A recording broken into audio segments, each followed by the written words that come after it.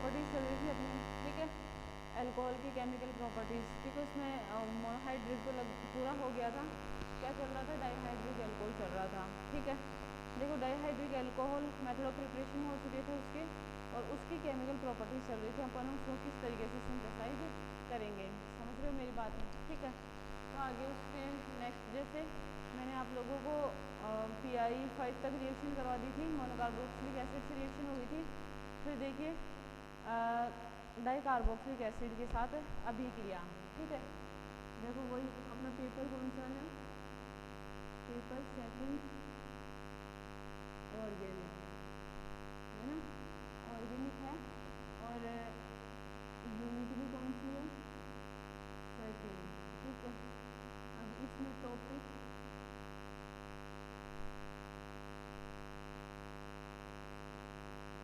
Chemical reaction of dihydric alcohol है ना, chemical reaction of dihydric alcohol, या बोले तो ग्लाइकोल, ग्लाइकोल भी पढ़ रहे हैं ना, ग्लाइकोल, ये वाली चीज ग्लाइकोल की केमिकल रिएक्शन, ठीक है। देखो मोनोकार्बोक्सिलिक एसिड के बाद में देखो डाईकार्बोक्सिलिक एसिड के साथ अभिक्रिया, ठीक है। तो नेक्स्ट रिएक्शन में लिखो रिएक्शन विथ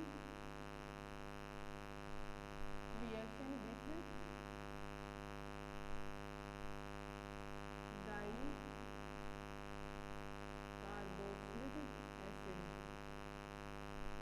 है ना, क्या लिखा मैंने, रिएक्शन विथ डाईकार्बोक्सिलिक एसिड, डाईकार्बोक्सिलिक एसिड के साथ ही अभिक्रिया करता है और क्या बनाता है वो चीज़ पढ़ेंगे, ठीक है।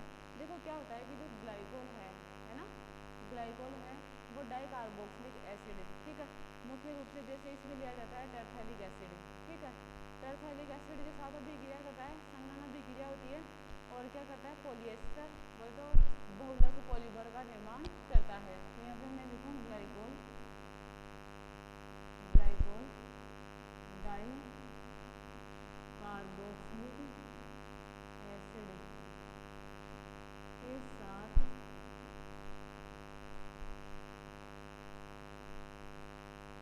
कंडेंसेशन रिएक्शन द्वारा पॉलीमर का निर्माण करता है ना, और ये पॉलीमर क्या होता है, पॉलीएस्टर, ठीक है, पॉलीएस्टर का क्या करता है, निर्माण करता है, ठीक है। फॉर एग्जाम्पल ग्लाइकोल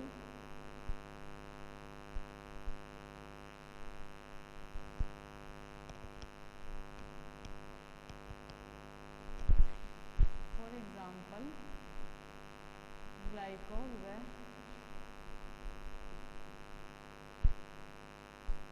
टरफेलिक एसिड आपस में कंडेंसेशन द्वारा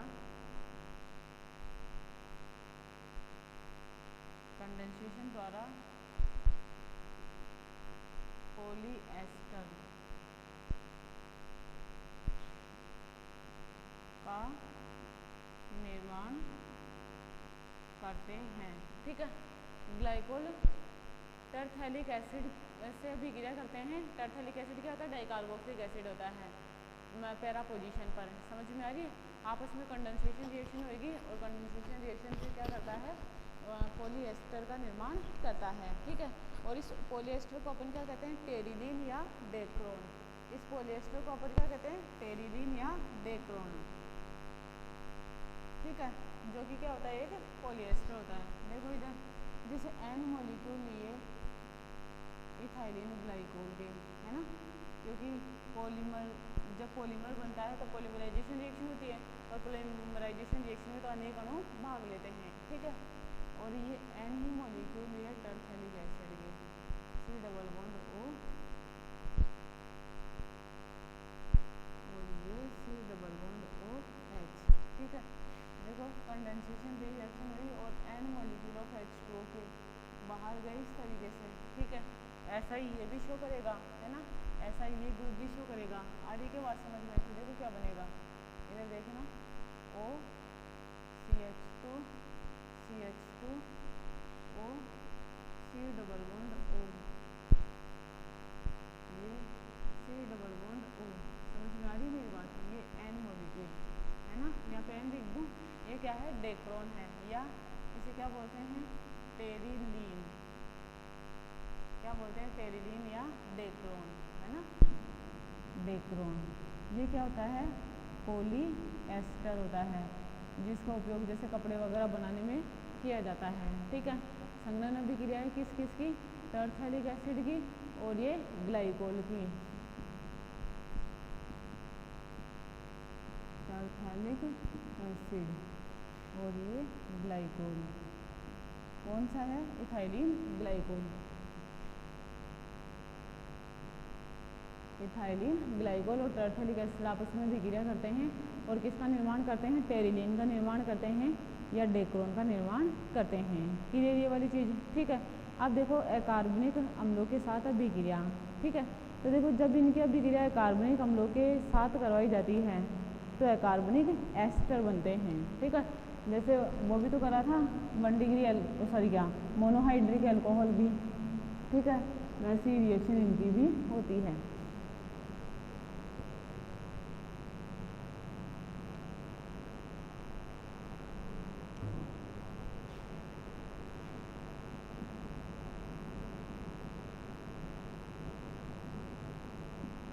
reaction with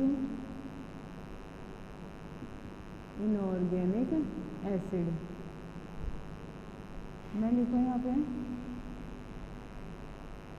glycol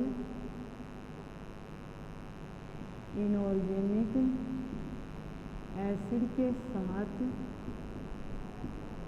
glycol inorganic acid के साथ अभिक्रिया करके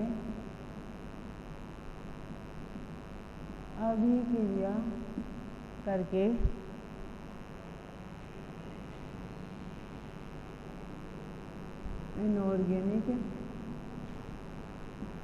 एस्टर का निर्माण करते हैं, ठीक है।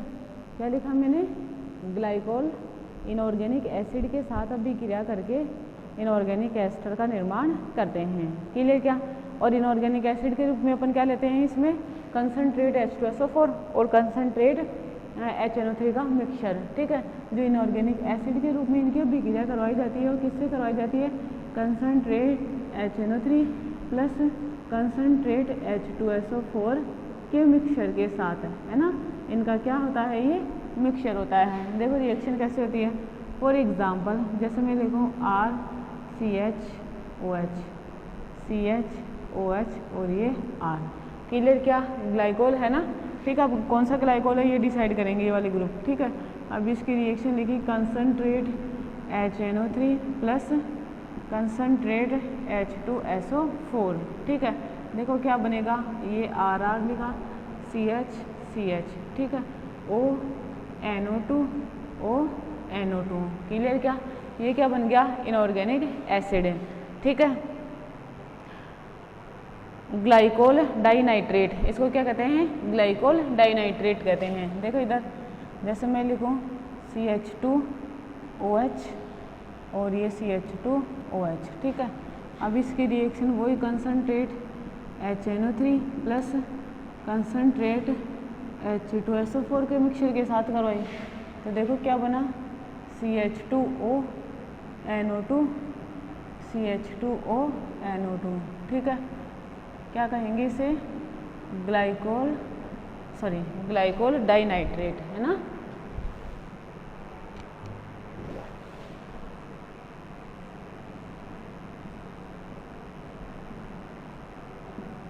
Glycol dinitrate.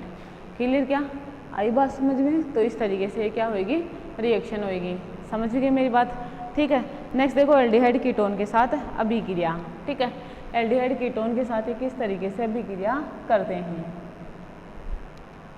देखो ग्लाइकोल जो होता है उनका उपयोग क्या होता है, एल्डिहाइड कीटोन के प्रोटेक्शन के लिए यूज़ करते हैं। ठीक है, देखो प्रोटेक्शन का मतलब क्या होता है कि जैसे अपन ये चाहे ना कि कोई भी जैसे कंपाउंड हो, है ना, और उसमें 2 फंक्शनल ग्रुप प्रेजेंट हो, ठीक है, और हम चाहे कि उनमें से किसी एक के साथ या अभिक्रिया हो, दूसरे के साथ अभिक्रिया नहीं हो, तो ऐसा हो तो उसके लिए क्या किया जाता है कि एक को प्रोटेक्ट कर दिया जाता है। जैसे और दोनों फंक्शनल ग्रुप की रिएक्टिविटी अलग अलग हो, एक मोर रिएक्टिव हो और एक लेस रिएक्टिव हो, तो लेस रिएक्टिव की अगर पहले अभिक्रिया करवाना चाहे तो बताओ मोर रिएक्टिव की प्रेजेंस में तो पॉसिबल नहीं है, क्योंकि अगर मोर रिएक्टिव की प्रेजेंस में करवाया तो क्या होएगा, पहले वो रिएक्शन कर लेगा। इसलिए क्या किया जाता है कि पहले मोर रिएक्टिव को प्रोटेक्ट कर दिया जाता है, मतलब उसके ग्रुप को, जो फंक्शनल ग्रुप है उसे बाइंड कर दिया जाता है ताकि वो रिएक्शन ना करे, और जो भी रिएजेंट आए उसके साथ वीक जो फंक्शनल ग्रुप है,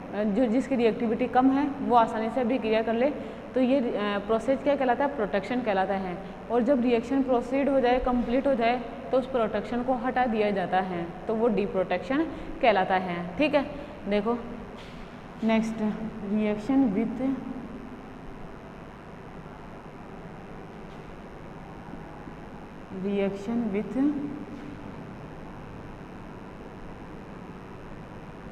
एल्डिहाइड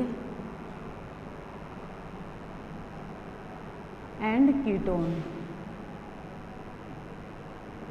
एल्डिहाइड और कीटोन के साथ किस तरीके से अभिक्रिया होती है। ठीक है, देखो अब इसमें देखो क्या होता है, एल्डिहाइड कीटोन, जैसे मैंने बताया इनका प्रोटेक्शन के लिए यूज लिया जाता है ना, तो मैं यहाँ पे लिखूँ एल्डिहाइड व कीटोन ग्लाइकोल के साथ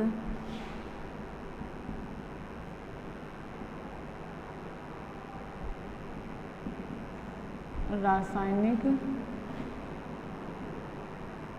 अभिक्रिया द्वारा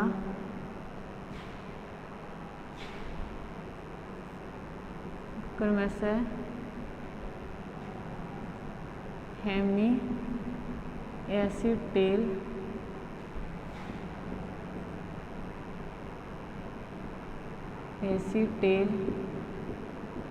तथा हेमी कीटेल का निर्माण करते हैं। ठीक है, देखो कैसे, फॉर एग्ज़ाम्पल देखना, मैं लिखूँ CH2OH, मैं लिखूँ CH2OH, ठीक है, और ये लिखा CR और ये H, ठीक है, ये प्लस, देखो यहाँ से HH और यहाँ से O, क्या गया H2O बाहर, और देखो क्या बन गया CH2, ठीक है, ये बॉन्ड, ये R और ये क्या कहलाता है H। आई क्या बात समझ में। ठीक है, तो ये क्या कहलाएंगे, एसीटेल कहलाएंगे। जो एल्डिहाइड से बने उन्हें क्या कहते हैं अपन, एसीटेल कहते हैं। ठीक है, ये क्या है, एल्डिहाइड। ठीक है, नेक्स्ट देखना,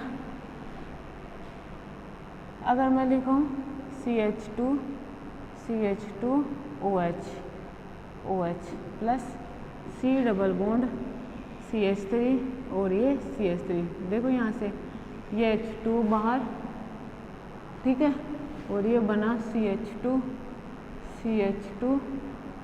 और ये C बॉन्ड CH3 और ये CH3, इसे क्या कहेंगे, कीटेल। क्लियर क्या बात, उसे क्या कहेंगे, एसीटेल, और इसे क्या कहेंगे, कीटेल। ठीक है, मतलब ये जो रिएक्शन है, ठीक है, दैट मीन्स यह रिएक्शन एल्डिहाइड व कीटोन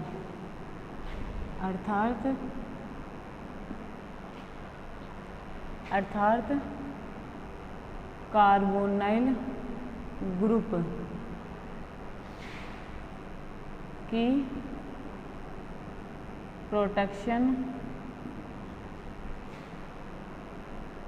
के लिए यूज़ की जाती है, यूज़ की जाती है। कार्बोनाइल ग्रुप की क्या है, जो फंक्शनल ग्रुप है कार्बोनाइल, उसकी प्रोटेक्शन के लिए यूज की जाती है। क्या लिखोगे, जो ग्लाइकोल है वो एल्डिहाइड कीटोन के साथ अभिक्रिया करता है और क्या करता है, एसीटेल या कीटेल का निर्माण करता है। जो किसकी प्रोटेक्शन रिएक्शन है, कार्बोनाइल ग्रुप की क्या है, प्रोटेक्शन रिएक्शन है। और एसीटेल और कीटेल क्या होते हैं, एक चक्रीय कंपाउंड होते हैं, है ना। ये क्या है, चक्रीय कंपाउंड है, साइक्लिक एसीटेल, और इसको लिख दूं मैं साइक्लिक कीटेल। ठीक है, क्या है, साइक्लिक एसीटेल और साइक्लिक कीटेल। क्लियर क्या, ठीक।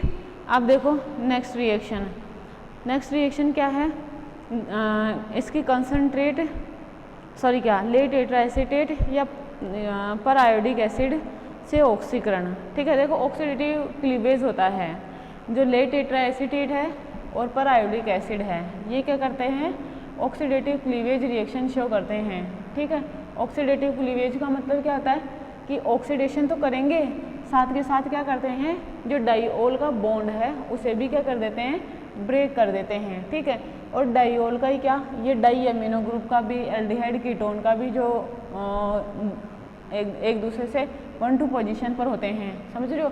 ये फंक्शनल ग्रुप उन सभी कंपाउंडों का क्या कर देते हैं, ये क्लीवेज कर देते हैं, मतलब ऑक्सीडेटिव क्लीवेज कर देते हैं। तो उनको क्या होता है, ऑक्सीडेटिव क्लीवेज में यूज लिया जाता है। और आप लोगों को पता है कि जब एल्कोहल का ऑक्सीडेशन होता है तो कार्बोनाइल कंपाउंड बनते हैं, और जब कार्बोनाइल का ऑक्सीडेशन होता है तो कार्बोक्सिलिक एसिड बनते हैं। और जब कार्बोक्सिलिक का भी ऑक्सीडेशन होता है तो क्या बनता है, नॉर्मली CO2 और H2। क्लियर क्या, ठीक है। देखो next reaction, oxidative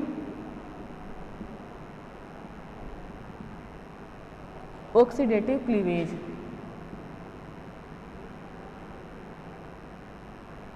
oxidative cleavage, ठीक है।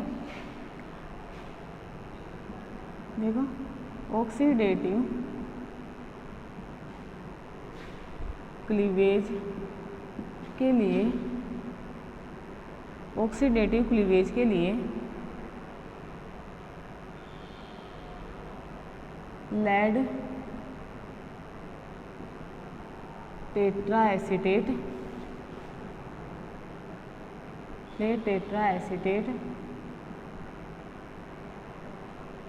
या पर आयोडिक एसिड का यूज किया जाता है ना। किसका यूज करते हैं अपन ऑक्सीडेटिव क्लीवेज के लिए, लेट टेट्रा एसीटेट का और पर आयोडिक एसिड का।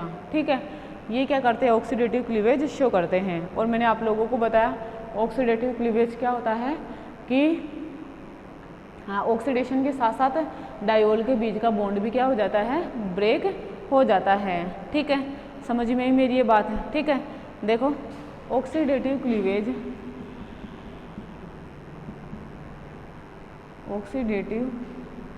क्लीवेज से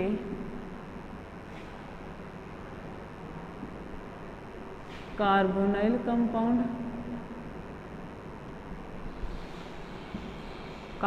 कंपाउंड कार्बोक्सिलिक एसिड तथा कार्बन डाइऑक्साइड व H2O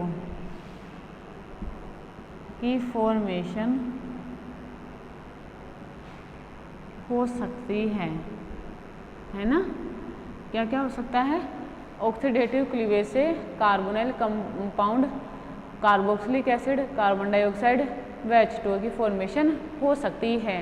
ठीक है, तो देखो इसमें पहला पढ़ेंगे ऑक्सीडेटिव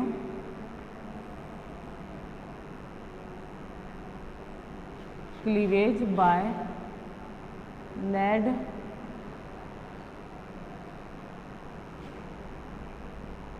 टेट्रा एसीटेट, है ना। Oxidative cleavage by lead tetra acetate. ठीक है, देखो कैसे होती है नॉर्मली रिएक्शन। देखो जैसे मैं ली CH2OH है ना, और यहाँ भी लिया CH2OH, बात क्लियर क्या? ठीक है। अब यहाँ पे लिया PB, ले टेट्राएसिटेट लेना है ना, देखो PB CH3COO4, क्लियर क्या बात है? ठीक है। अब देखो इसमें से 2H और इसके 2 एसीटेट आयन निकले और क्या बना लिए? 2 एसिटिक एसिड, और देखो ये ऐसे जुड़ जाएगा यहाँ पे लिखूँ मैं, बाहर क्या निकल गया? 2 मॉलिक्यूल ऑफ एसिटिक एसिड। देखो वो यहाँ से गया 2 एसिडेट और 2H यहाँ से आया, तो देखो CH2O PB ये, ठीक, OC double bond OCH3 OC double bond OCH3, ठीक है। आई क्या बात समझ में? ये क्या कर लेता है? साइक्लिक कंपाउंड का इस तरीके से निर्माण करता है, क्लियर ये चीज़, ठीक है। और देखो ऐसा नहीं होता है कि जैसे दोनों मॉलिक्यूल एक साथ इस तरीके से निकल गए, ऐसा नहीं होता है। पहले एक मॉलिक्यूल निकलेगा है ना, फिर दूसरा मॉलिक्यूल निकलेगा।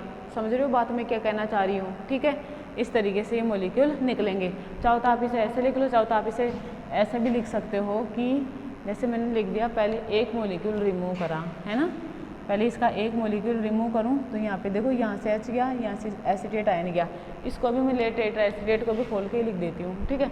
देखो इधर जैसे मैं लिखूँ CH3C डबल बॉन्ड O और ये PB, ठीक है, ये OCCH3, ठीक है, ये हो जाएगा। देखो ये इस तरीके से ये बाहर, तो देखो एक मॉलिक्यूल किसका निकला? एसिटिक एसिड का, और ये बन गया CH2O PB OCO CH3 है ना, और ये CH2OH। अब देखो यहाँ पे मैं ये 2 कर दूँ और इधर देखो CO CH3, ठीक है, तो यहाँ से ये H और यहाँ से एसीटेट आयन, तो ये एक और मॉलिक्यूल बाहर गया और क्या बन गया? CH2O PB और ये OCH3 और ये OCOCH3। आई क्या बात समझ में? ठीक है, इस तरीके से क्या कर लेगा? साइक्लिक फॉर्म का निर्माण कर लेगा। बात क्लियर क्या? ठीक। अब देखो मैं उसे मिटा रही हूँ।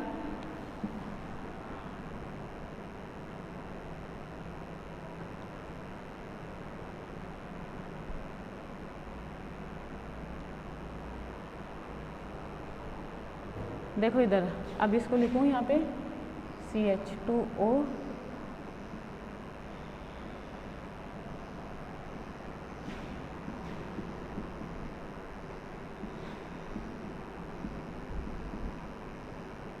देखो ये इधर और ये इधर टूटा, तो देखो ये यहाँ से टूट चुका, तो देखो CH2 डबल बॉन्ड CH2, फिर देखो CH2 डबल बॉन्ड CH2 और इसको देखो PB OCO CH3 2।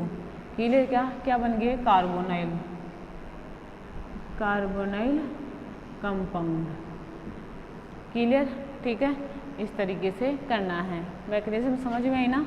ये वाली चीज़ है।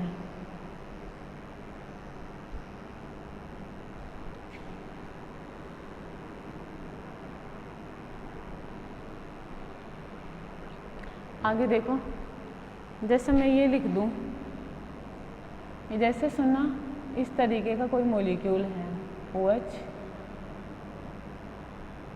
CH OH और ये CH3, ठीक है, इसकी रिएक्शन है PB OCO CH3 4, इसके साथ रिएक्शन करवानी है। तो मुझे एक बात बताओ, यहाँ पे क्या बनेगा? CH2 double bond O plus CH3 C double bond OH, ठीक है, और वही 2 मॉलिक्यूल एसिटिक एसिड के और एक मॉलिक्यूल PbOCO CH3 2। क्लियर?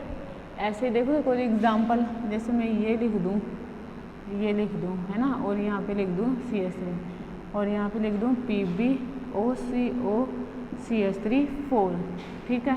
देखो इसका देखो ये यहाँ पे मैं ऐसे लिख दूँ +1% बेसिक KMnO4 है ना, ये बन गए प्रोडक्ट। ठीक है, अब यहाँ पे लिख दूँ PbOCOCH3 ठीक है। अब प्रोडक्ट क्या बनता है वो प्रोडक्ट यहाँ पे लिखना है। बात क्लियर क्या? यहाँ पे देखो आप लोग इसकी स्टीरियो केमिस्ट्री से ही तो निकालोगे, समझ रहे मेरी बात? तो देखो इसको मैं ऐसे कर देती हूँ, ये CH3, ये OH और ये OH। बात क्लियर? अब देखो इसका ऑक्सीडेटिव क्लीवेज होगा तो ये वाला बॉन्ड टूटेगा, ये वाला बॉन्ड टूटा तो देखो ये बॉन्ड ऐसे और ये बॉन्ड ऐसे। अब स्टीरियो केमिस्ट्री इसकी खत्म हो गई ना, sp2 हाइब्रिडाइज हो गया ना ये। ठीक है, वहाँ पे sp3 है। क्लियर क्या ये वाली बात? और इसमें देखो ये CHO। बात समझ में आई क्या? ठीक है, इस तरीके से करना था इसे। क्लियर? ये वाला इसका फाइनल आंसर हो जाएगा। उसके आप लोग इस तरीके से मैकेनिज्म लिख सकते हो। ठीक है, और देखो जैसे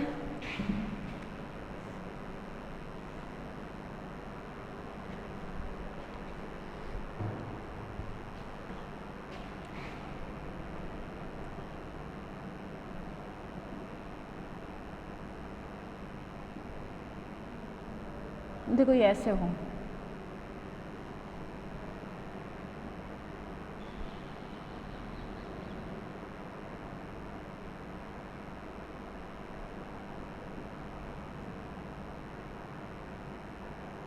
ठीक है, वही PbOCOCH3 ठीक है। तो देखो पहले तो यही बनेगा साइक्लिक कंपाउंड एस्टर जैसा है ना, C ये O, ये CH3 और ये CH3 है। ठीक है, देखो PbOCOCH3 ये OCOCH3 ठीक है। देखो ये बॉन्ड इधर से इधर टूटा, ये इधर से इधर और ये इधर से इधर। क्लियर ये वाली बात? देखो CH3 C double bond OH plus CH3 C double bond O CH3, ये क्या है? एसीटोन है ना, एसीटोन ही लिख देते हैं इसका नाम। कीटोन बनाना एसीटोन, और ये क्या है? एसिटाल्डिहाइड। क्लियर बात? ये क्या था? Lead tetra acetate. Lead tetra acetate से अपन रिएक्शन इस तरीके से करवाते हैं। क्लियर क्या? आई बात समझ में? ठीक है, मैकेनिज्म लिखनी है आप लोगों को जैसे अपन खोल के लिखते हैं इस तरीके से, और ये करवाना है। ठीक,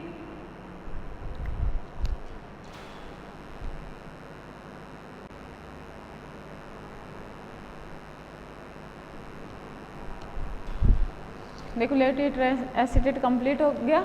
ठीक है, इसके मैंने आप लोगों को 5-6 एग्जाम्पल भी बता दिए। ठीक है, बस आप लोगों को अप्लाई करना आना चाहिए। देखो डायोल जैसे कंप्लीट द फॉलोइंग रिएक्शन आए तो हो सकता है उसमें डायोल दिया हुआ नहीं हो, आप लोगों को डायोल बनाना पड़े। ठीक है, तो उसके लिए क्या करोगे? डायोल पहले बनाओगे और फिर लेट टेट्रा एसीटेट का फंक्शन आप लोगों को पता होना चाहिए क्या करता है ना, तो वो फंक्शन भी याद रखना, उस टाइम पे याद आना बहुत ज़रूरी है। और बताओ ये कभी याद आएगा? जब आप लोग प्रैक्टिस करोगे, मतलब more practice more command. Clear क्या? ठीक है, अब नेक्स्ट देखो लेट टेट्रा एसीटेट से हो गया। अब देखो पर आयोडिक एसिड से। ठीक है, तो मैं लिखूँ ऑक्सीडेटिव क्लीवेज बाय पर आयोडिक एसिड। ठीक है, अब देखो पर आयोडिक जो एसिड होता है वो क्या होता है? HiO4 है ना। HiO4 को अपन क्या बोलते हैं? पर आयोडिक एसिड बोलते हैं। क्लियर? अब देखो पर आयोडिक एसिड भी लेट टेट्रा एसीटेट की जैसे ही क्या करता है? ऑक्सीडेटिव क्लीवेज देता है ना। और ऑक्सीडेटिव क्लीवेज से वही एल्कोहल, एल्कोहल से कार्बोनाइल, कार्बोनाइल से कार्बोक्सिलिक एसिड, और कार्बोक्सिलिक एसिड से CO2 और H2। ठीक है, देखो मैंने क्या कहा? एल्कोहल, एल्कोहल के ऑक्सीडेटिव क्लीवेज से कार्बोनाइल है ना, और कार्बोनाइल के ऑक्सीडेटिव क्लीवेज से कार्बोक्सिलिक एसिड है ना, कार्बोक्सिलिक एसिड, और कार्बोक्सिलिक एसिड के ऑक्सीडेटिव क्लीवेज से CO2 प्लस H2। इस तरीके से इनकी फॉर्मेशन होती है। क्लियर। अब देखो पैरायोडिक एसिड, पैरायोडिक एसिड में देखो क्या होता है HiO4। क्लियर। ये आयनाइज होता है, ठीक है, और बनाता है H plus IO4 minus ion. ठीक है। अब देखो CH2OH और ये CH2OH। ठीक है, ये क्या है, ग्लाइकोल है। समझ में आ रही है मेरी बात है। ठीक है। अब देखो ये ग्लाइकोल के साथ रिएक्शन करेगा, ठीक है, इसका एक ऑक्सीजन आता है और इसके 2 हाइड्रोजन आते हैं। ठीक है, इसका मैंने कहा एक ऑक्सीजन एसिडिक नेचर का है ना, तो H प्लस IO4 माइनस के रूप में आयनाइज रहता ही है। ठीक है। अब देखो यहाँ पे मैं लिखूँ, जैसे ये पैरायोडिक एसिड को ऐसे लिख दूँ, ये इसको ऐसे 2 3 और ये 4 है ना। वैसे ऐसा होता नहीं है, ये इसको ऐसे लिख देती हूँ, ये OH। ठीक है, देखो ये इस तरीके से ये हुआ H2 बाहर और क्या बन गया CH2O IO3H। बात क्लियर क्या। अब देखो वैसे ही टूटेगा, ये इधर से इधर गया, ये इधर है ना, और ये इधर। क्लियर। देखो किसी के ऊपर भी ना तो कोई प्लस चार्ज रहा ना किसी के ऊपर कोई माइनस चार्ज रहा। CH2O IO3H। ठीक है, देखो मैंने उसको घुमाया जो बता रही हूँ, ये इधर और ये इधर, तो क्या बना देखो CH2 ये प्लस CH2 ये प्लस IO3H। क्लियर क्या, मतलब HiO3 बाहर निकल जाएगा। ऐसे में अदर एग्जांपल लूँ, मैंने लिया CH3OH H, ये H और ये CH3 और ये OH लिखूँ मैं प्लस HiO4। ठीक है, तो देखो क्या बनेगा, यहाँ पे देखना CH3 C double bond OH है ना। ऐसा क्यों, क्योंकि देखो साइक्लिक जो कंपाउंड बनेगा इसमें वो ऐसा बनेगा क्या, CH3 CHO CH3 और ये IO3H। इस तरीके से वो H2 तो बाहर निकल गया था ना, इस तरीके से, मतलब इसका एक ऑक्सीजन इसके दोनों हाइड्रोजन। ठीक है। अब देखो ये बॉन्ड इधर से टूटा, ये इधर से टूटा और ये इधर से टूटा, ऐसा हुआ। तो देखो CH3 C double bond OH plus CH3 C double bond OH plus HiO3। Clear, ये चीज़ इस तरीके से करना है। ठीक है। एक और देखो,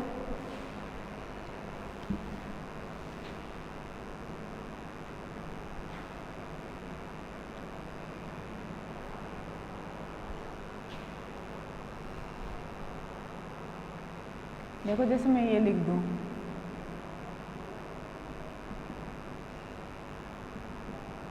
है ना, मैंने ऐसा लिख दिया, यहाँ पे लिखा देखो HiO4। ठीक है, तो आप लोगों को वो बात पता होनी चाहिए कि इस तरीके से ये ऐसे ही रहेगा, है ना।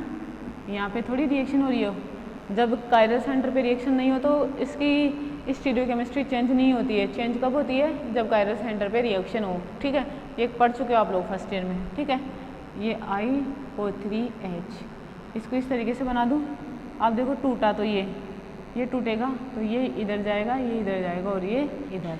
ठीक है, तो देखो कंपाउंड इधर देखना, जैसे मैं लिखूँ इसको ऐसे H है ना, और इसको ऐसे H। क्लियर, और ये क्या बन गया HiO3।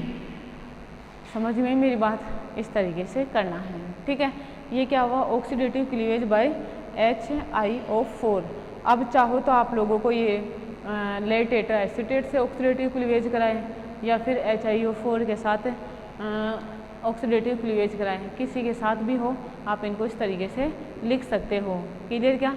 ठीक है, नेक्स्ट देखो डिहाइड्रेशन। ठीक है, dehydration reaction of dihydric alcohol.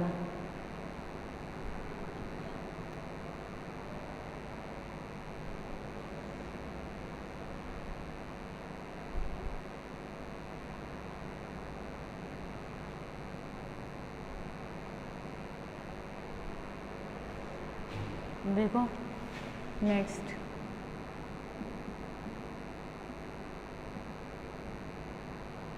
Dehydration reaction of dihydric alcohol.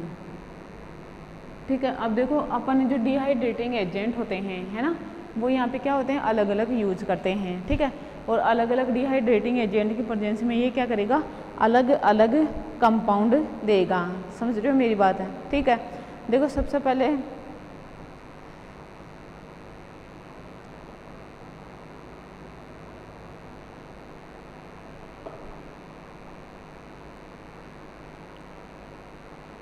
देखो पहला पॉइंट, देखो पहला पॉइंट,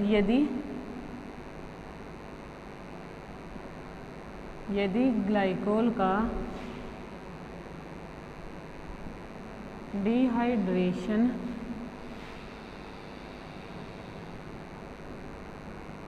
एनहाइड्रस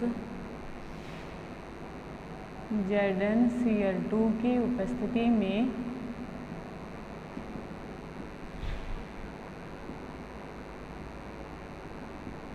करवाया जाए तो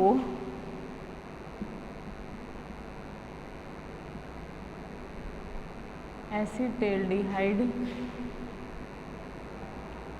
बनता है ना। और एक ग्लाइकोल कौन सा लेंगे, इथाइलिन ग्लाइकोल, है ना। देखो मैंने क्या लिखा, यदि इथाइलिन ग्लाइकोल का डिहाइड्रेशन एनहाइड्रस ZnCl2 की उपस्थिति में करवाया जाए तो एसिटाल्डिहाइड का क्या होता है, एसिटाल्डिहाइड का निर्माण होता है। ठीक है, देखो कैसे होगा, जैसे मैं लिखूँ, ये है क्या, इथाइलिन ग्लाइकोल और ये CH2OH। ठीक है, क्या हो गया ये, इथाइलिन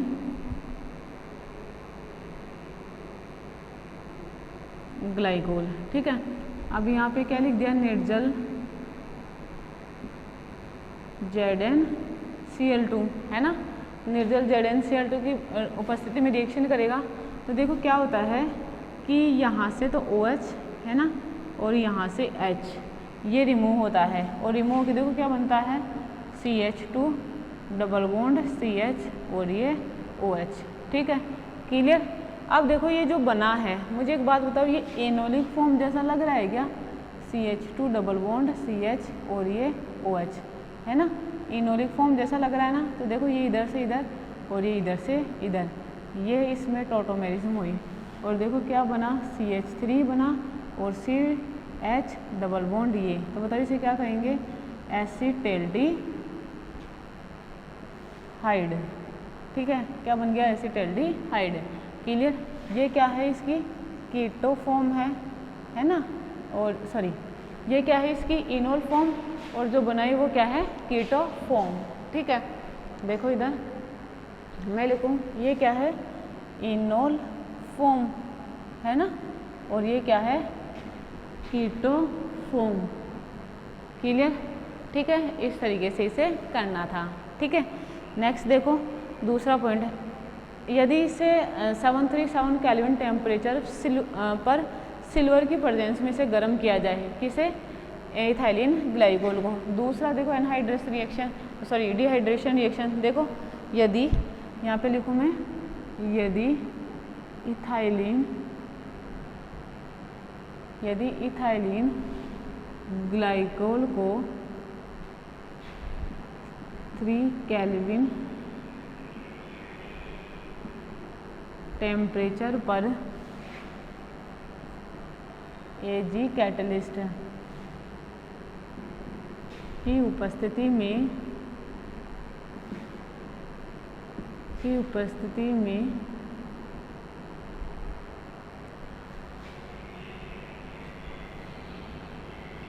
हीट किया जाए तो इपोक्साइड, मतलब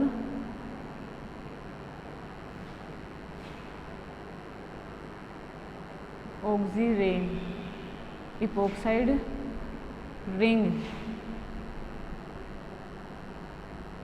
का निर्माण होता है। ठीक है, अब देखो वो किस तरीके से होता है, इपॉक्साइड रिंग कैसे बनती है।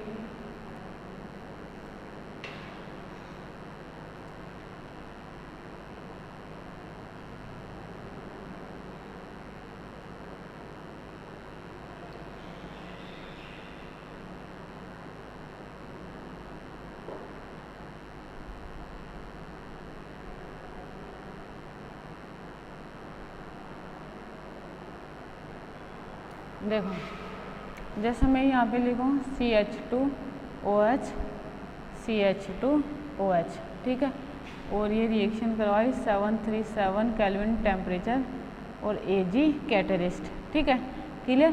तो क्या होता है, देखो यहाँ से ही H2 रिमूव हो जाता है, ये इसी मॉलिक्यूल का निकला, और ये देखो इस तरीके से CH2 और ये क्या बन गई, इपॉक्साइड रिंग।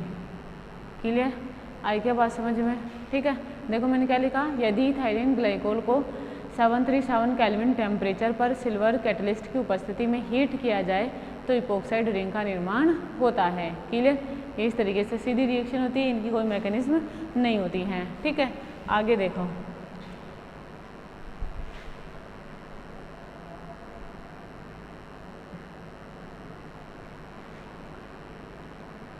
देखो जिनकी मैकेनिज्म करनी है ना आप लोगों को एग्ज़ाम में जो लिखना है उसके मैकेनिज्म मैं खुद ही आप लोगों को बता दूंगी कि आप इस तरीके से इसके मैकेनिज्म लिखो। ठीक है, अब देखो जो इपॉक्साइड रिंग होती है ना, इपॉक्साइड रिंग, अगर इसकी रिएक्शन मीथेनॉल से करवाई जाए, है ना, जब इपॉक्साइड रिंग की रिएक्शन मीथेनॉल से करवाई जाए तो ये क्या करता है, मिथाइल सेलोसोल का निर्माण करता है। ठीक है, जिसको अपन क्या लेते हैं एज ए सॉल्वेंट यूज़ करते हैं। क्लियर क्या। ठीक है, देखो इपॉक्साइड रिंग है ना, और ये क्या है, मीथेनॉल, इनको मिलाया तो क्या बनेगा, देखो CH2O CH3, ठीक है, और ये CH2OH। ठीक है, इसे क्या कहते हैं, मिथाइल सेलोसोल। क्लियर क्या कहते हैं इसे, मिथाइल सेलोसोल।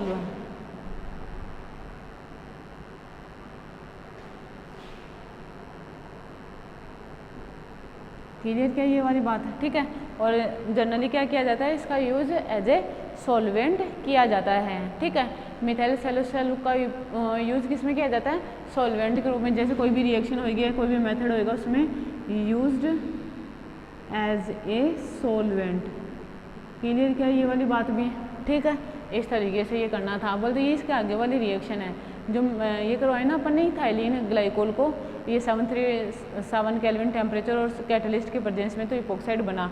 ये इससे के आगे रिएक्शन है कि ये मीथेनॉल से रिएक्शन करता है और मेथिल सेलोसोल का निर्माण करता है। ठीक है, अब देखो यदि मेथिल जो सेलोसोल है, ठीक है, अगर इसकी रिएक्शन वापस इपॉक्साइड से करवा दी जाए, है ना, अगर इसकी रिएक्शन वापस इपॉक्साइड से करवा दी जाए तो ये मेथिल कार्बेटोल का निर्माण करता है।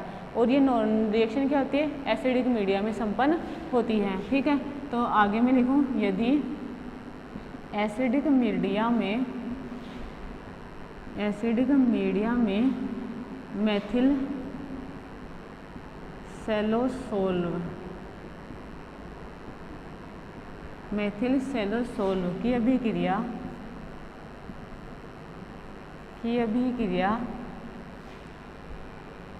इपॉक्साइड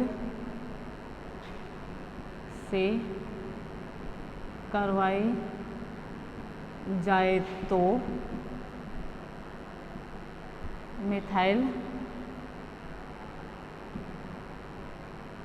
मिथाइल कार्बेटोल का निर्माण होता है। ठीक है, देखो अगर इस मेथिल सेलोसोल की अभिक्रिया एसिडिक मीडिया में वापस इपॉक्साइड से करवाई जाए, ठीक है, तो क्या बनता है, मेथिल कार्बेटोल का निर्माण होता है। क्लियर ये वाली चीज़ भी। ठीक,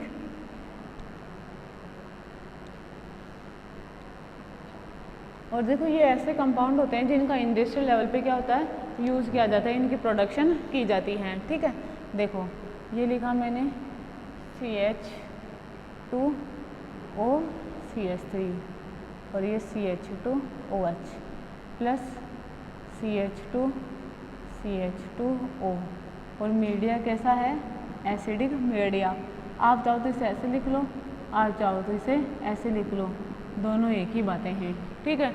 अब देखो इसकी रिएक्शन कराई तो क्या बनेगा, CH2OCH3 CH2OCH2OH ये क्या है, मिथाइल कार्बिटोल है ना, इसे क्या बोलेंगे अपन, मिथाइल कार्बिटोल। क्लियर क्या ये वाली बात भी, ठीक है। ये आगे जो है ना मेथिल सैलिसोल उसके आगे वाली रिएक्शन है, ठीक है।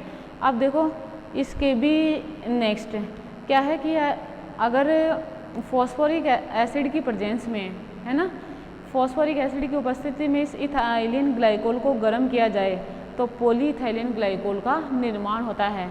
बोल तो पॉलीमराइजेशन की रिएक्शन प्रोसीड हो जाती है, ठीक है। देखो तीसरा डिहाइड्रेशन, यदि इथाइलिन ग्लाइकोल को है ना फॉस्फोरिक एसिड की उपस्थिति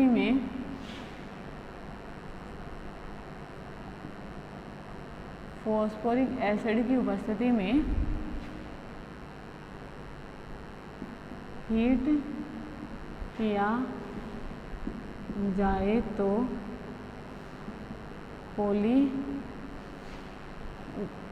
जाए तो क्या बनता है, पॉलीइथाइलिन ग्लाइकोल, पॉलीइथाइलिन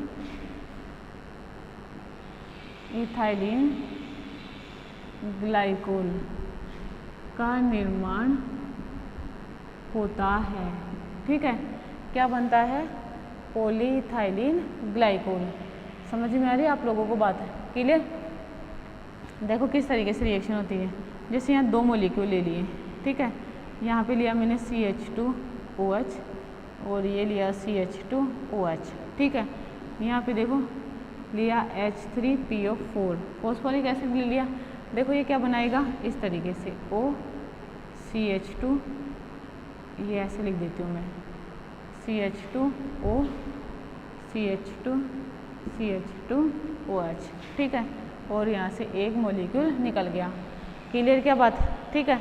अब आगे देखो इसी तरीके से ये डाई इथाइलिन ग्लाइकोल है, ये तो है ना, आगे फिर रिएक्शन होगी, फिर ट्राई इथाइलिन ग्लाइकोल इस तरीके से बनेगा, है ना।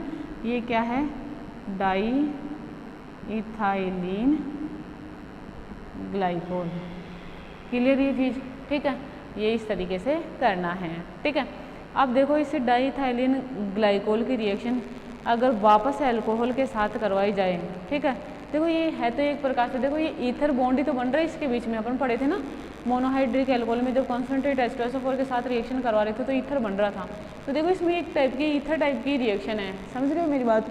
अगर इसके आगे और अल्कोहल से रिएक्शन करवा दें तो ये क्या करता है, डाइग्लाइम का निर्माण करता है, ठीक है। कैसे, देखो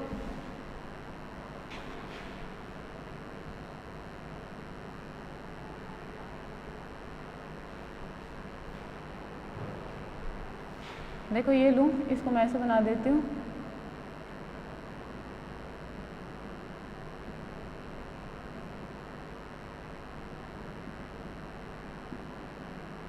ठीक है। ये क्या है, डाई इथाइलिन ग्लाइकोल है ना। अगर इसकी रिएक्शन देखो 2 मॉलिक्यूल ले लिए मीथेनॉल के, इनके साथ कराई तो देखो क्या बनेगा, ये देखना CH3O CH2 CH2O CH2 CH2O CH3, ठीक है। इसका नाम क्या है, डाइग्लाइम, क्लियर क्या, ठीक है। तो मैं यहाँ पे लिख दूँ डाई इथाइलिन ग्लाइकोल पुनः एल्कोहल से अभिक्रिया करके डाई ग्लाइम का निर्माण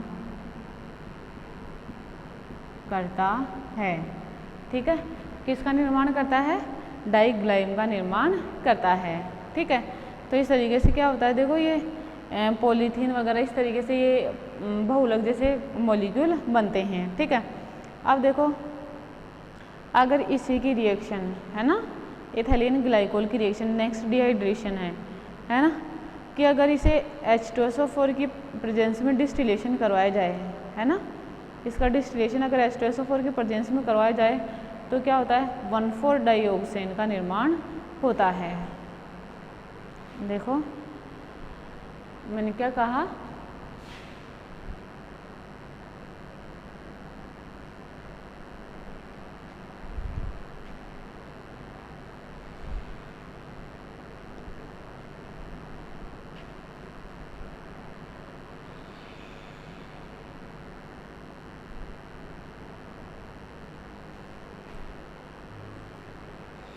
नेक्स्ट चौथी है ना, देखो यदि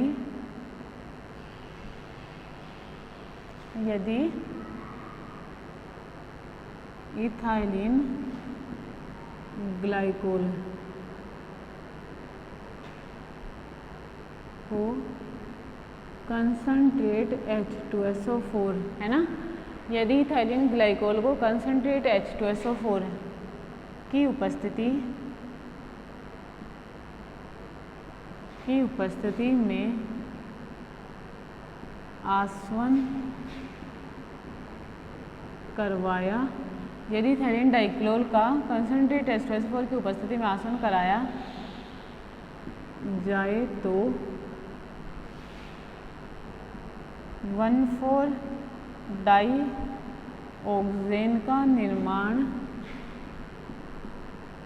होता है ना, किसका निर्माण होता है? 1,4-डाइऑक्सेन का निर्माण होता है। क्लियर क्या? ठीक है, देखो इधर जैसे मैं लूँ CH2 ये OH और ये OH, ये इथाइलिन ग्लाइकोल, देखो इथाइलिन ग्लाइकोल का एक और मॉलिक्यूल लिया, ये OH, ये CH2, ये CH2 और ये OH। ठीक है, अब इसका डिस्टिलेशन करवाना है, और डिस्टिलेशन किसकी प्रेजेंस में? कंसंट्रेट H2SO4 की प्रेजेंस में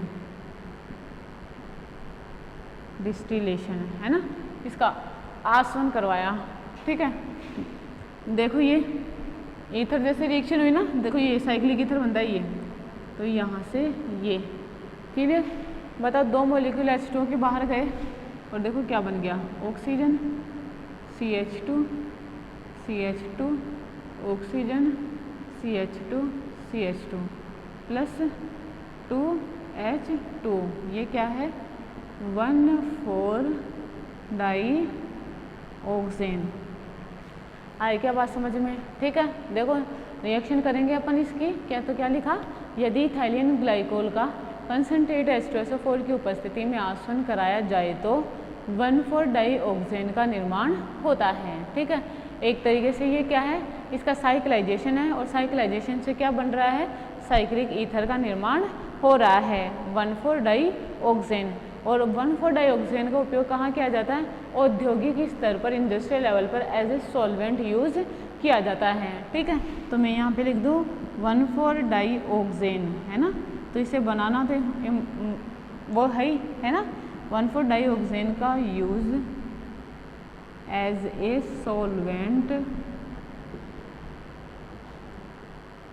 किया जाता है। ठीक है, 1,4-डाइऑक्सेन का उपयोग कैसे करेंगे? As a solvent. इंडस्ट्रियल जो औद्योगिक स्तर है उस पर क्या किया जाता है? इसका उपयोग एज ए सॉल्वेंट किया जाता है। ठीक है, इसकी रिएक्शन इस तरीके से लिखी जाएगी। क्लियर ना?